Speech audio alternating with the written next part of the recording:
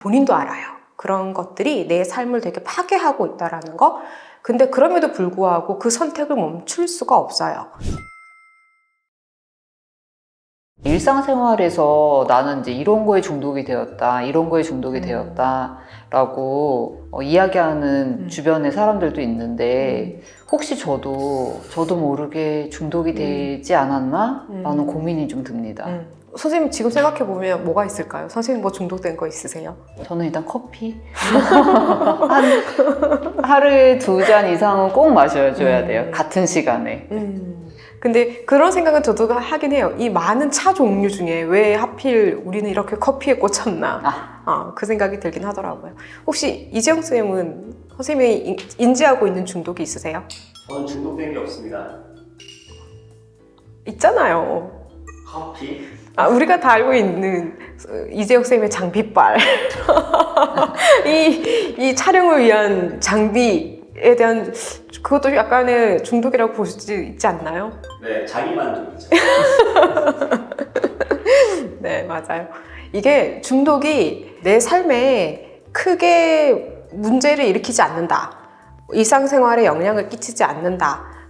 대인관계에 어려움을 주지 않는다라고 하면 장애라고 할 수는 없어요. 중독 장애까지는 아니고 매체를 통해 자주 보는 마약이라든지 음주 이런 거는 분명히 사회적으로 문제가 돼야 되는 장애, 알코올릭이라든지 마약은 범죄이고 분명한 중독인데 그렇게 큰 사건, 사고가 아닌 우리 일상생활에 마치 마른 비로 인해서 젖어 들어가는 그런 중독들이 있죠. 예를 들면 일 중독도 여기에 해당될 거고 쇼핑도 여기에 해당이 되고 마시는 거, 음식도 여기에 해당이 되고요. 우리 일상생활에 장애까지는 아니어도 중독이라고 할 수 있는 일들이 굉장히 많죠. 그러면 그러한 소소한 중독들이 우리 삶에 어떤 문제를 일으킬까요? 이재영 선생님이 아까 말씀하셨던 자기 만족이죠 라고 얘기하셨잖아요. 그러니까 적절한 자기 보상을 위한 어떤 행동을 반복적으로 한다? 그러니까 그런 것들은 자기 치유력 또는 회복력에 해당이 될 테지만 그게 현실 회피를 하기 위한 선택이라면 그거는 충분히 문제가 될 수 있고 중독이 점점점 깊어질 가능성이 있고 나중에는 오히려 본인이 중독스러운 행동을 함으로 인해서 봐야 되는 현실을 보지 못하는 악순환의 고리에 빠지게 되는 경우가 많죠. 예를 들면 일 중독 같은 경우에는 일을 함으로 인해서 오히려 나의 삶의 질이 떨어진다던가 신체적인 아픔이 온다던가 그런 상태에 놓임에도 불구하고 내 삶의 방향성 목적이 뚜렷하지 않음에도 불구하고 그 일에 집착한다던가 또는 쇼핑 중독 같은 경우에는 굉장히 자기 파괴적인 문제를 일으키잖아요. 예를 들면 금전적인 파탄이라든지 근데 이런 문제를 일으킴에도 불구하고 그리고 본인도 알아요. 그런 것들이 내 삶을 되게 파괴하고 있다는 거. 근데 그럼에도 불구하고 그 선택을 멈출 수가 없어요. 왜냐하면 이미 나는 악순환의 고리에 들어가 있고 여기에서 이 굴레에서 혼자서 빠져나오긴 너무 어려워요. 이걸 선택하지 않으면 이 중독스러운 행동을 선택하지 않으면 나는 현실을 봐야 되는 상황이 와버려요. 근데 각자의 현실이 실제로 보고 싶지 않은 현실이기 때문에 그래서 나는 중독스러운 행동을 하는 건데 이걸 멈추는 순간 그 현실이 너무 눈앞에 떡하니 괴물처럼 내가 맞서 싸울 수 없는 괴물처럼 눈앞에 나타나기 때문에 중독스러운 행동을 계속 반복하게 되는 거죠. 이런 중독에 대해서 좀 찾아보니까 일 중독에 대해서 설명하시는 분들이 많으시더라고요. 정신과 의사도 있고 아니면 심리학자들도 있으시고 근데 그분들이 대부분 말씀하시는 게 강박성 성격장애이신 분들이 일중독에 많이 빠진다라는 얘기를 하셨어요. 네, 그렇게 설명을 많이 하시죠. 강박성 성격장애가 일중독에 영향을 미칠까요? 강박성 성격장애를 설명을 좀 드리면 굉장히 우유부단한 사람들이에요. 그래서 선택을 잘하지 못하는 사람들이 강박성 성격장애거든요. 왜 우유부단하냐 하면 최상의 선택, 실수하지 않으려고 하는 특성, 그래서 완벽하고 싶은 것이 그들의 특징인데 그렇기 때문에 그들은 선택을 잘 못해요. 왜냐면 우리한테는 완벽한 선택이라는 게 없기 때문에 그러면 선택을 잘 못하면 일을 미루게 되어 있어요. 그래서 실제로 강박성 성격 특성이 있으신 분들은 일이 미뤄지고 결국에는 효율성이 떨어지는 분들이시거든요.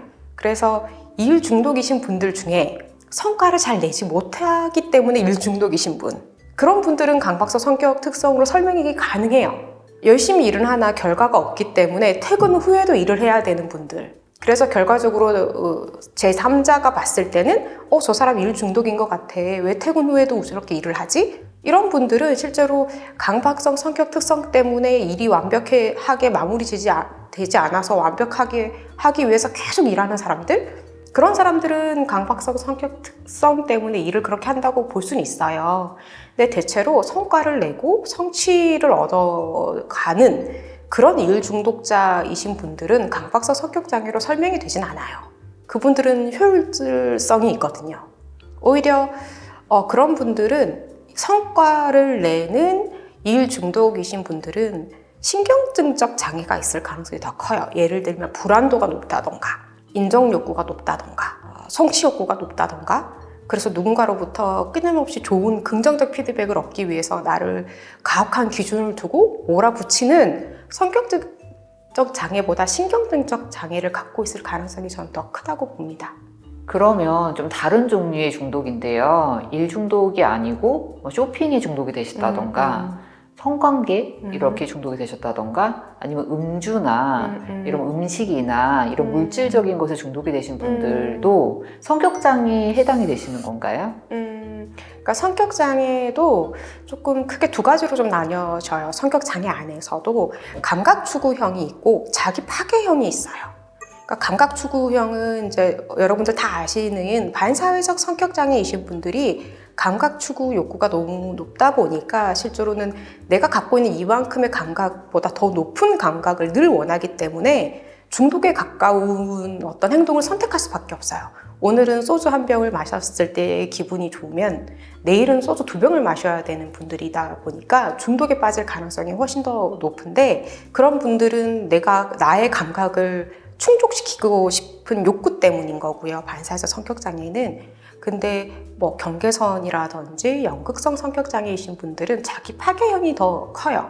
감각 추구보다는. 그게 어떤 차이가 있냐 하면 타인으로부터 사랑을 받고 싶어서, 타인이 나를 좋게 봐주고 싶기 때문에, 타인이 나를 관심 갖게 하기 위해서 끊임없이 중독스러운 행동을 하는 거예요. 예를 들면 성관계도 타인과의 관계를 확인받고 싶어서, 쇼핑 같은 경우에도 내가 이거를 사서 타인에게 좋게 보이고 내가 조금 높은 지위에 있고 내가 좀 명품 같은 걸 사용해서 내가 타인으로부터 좀 우월감을 느끼고 그것에서 만족감을 얻고 싶은 거, 굉장히 자기 파괴형 선택이죠.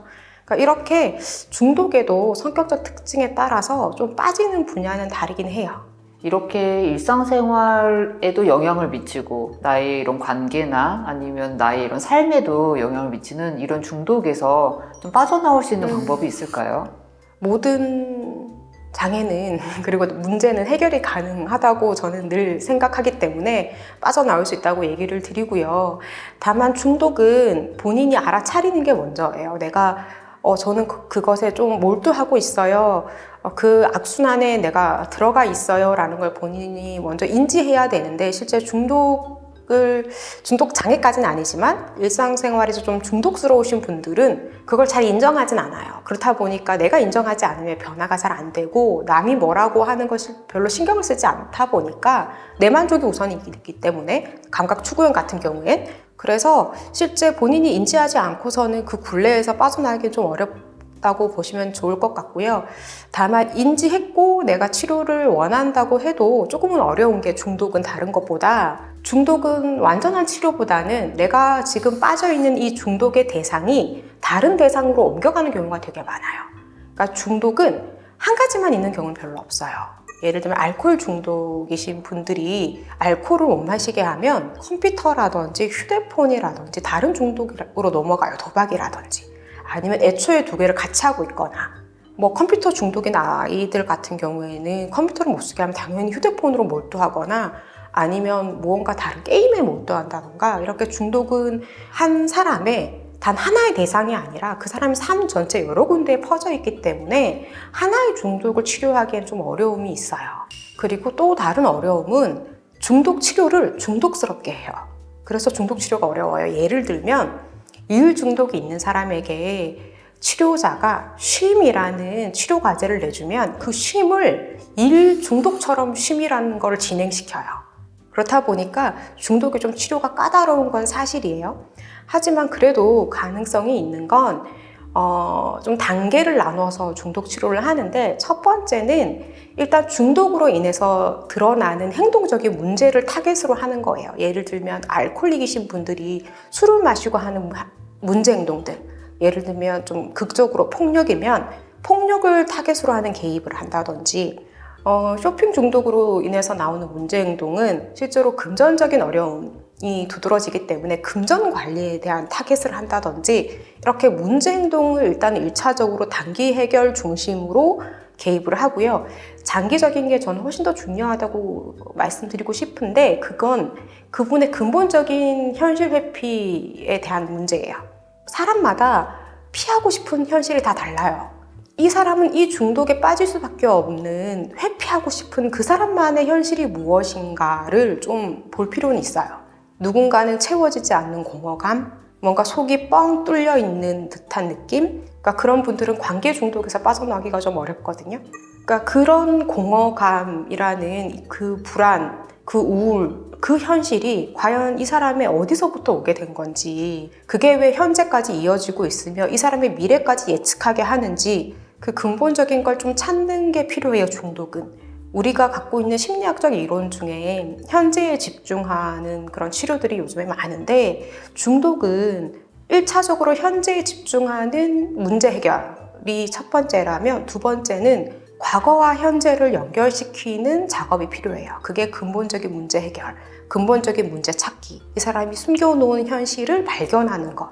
근데 이 작업이 좀 오래 걸리고 내담자분들이 많이 어려워해요. 왜냐하면 중독에 걸릴 만큼 회피하고 싶었던 현실이다 보니까 저항도 굉장히 많이 일어나고요. 상담 장면에서 상담자에 대한 전이도 많이 일어나고, 그래서 상담자랑 내담자가 함께 하는 작업이 굉장히 어렵고 길고 그만큼 돈독해야 되고, 하지만 내담자가 하겠다라는 의지만 있다면, 이걸 내가 이 굴레에서 벗어나겠어, 조금 삶의 질을 내가 이 중독스러운 행동 말고 다른 식의 보상으로서 나를 성장시키겠어 라는 본인의 의지만 있다면 충분히 가능하다고 생각합니다.